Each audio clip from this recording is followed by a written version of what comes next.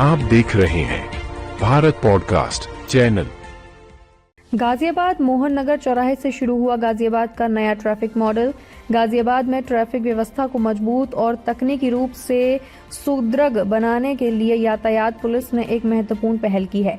सोमवार को मोहन नगर चौराहा पर नवनिर्मित यातायात बूथ का शुभारंभ गाजियाबाद पुलिस कमिश्नर जे रविंद्र गौड़ द्वारा किया गया।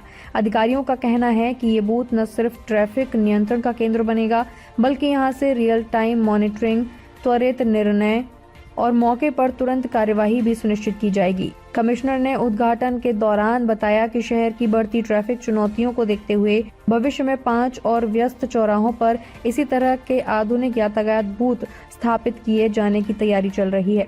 इन बूथों के शुरू होने से ट्रैफिक कर्मियों को बेहतर समन्वय, तेज रिस्पांस और नियंत्रित यातायात प्रवाह सुनिश्चित करने में बड़ी मदद मिलेगी।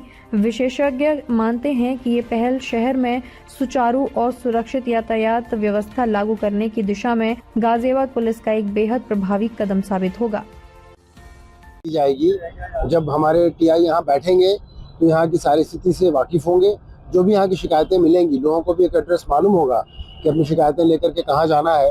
गड्ढामार बसों की शिकायत हो या ऑटो रिक्शा की शिकायत हो, इन सारी शिकायतों का समाधान यहाँ से कराया जाएगा।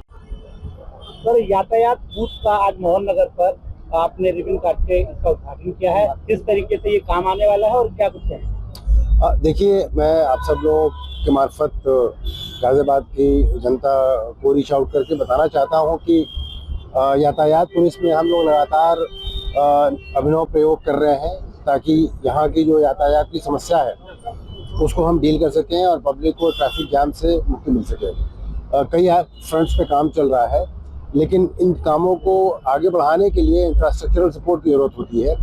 उसी प्रयास में हम लोगों ने ये किया है कि पहले आपको मालूम है कि पूरे जनपद में सिर्फ एक ही जोन होता था, अब 3 जोन है और टीआईज की संख्या भी बढ़ा के 9 कर दी गई है।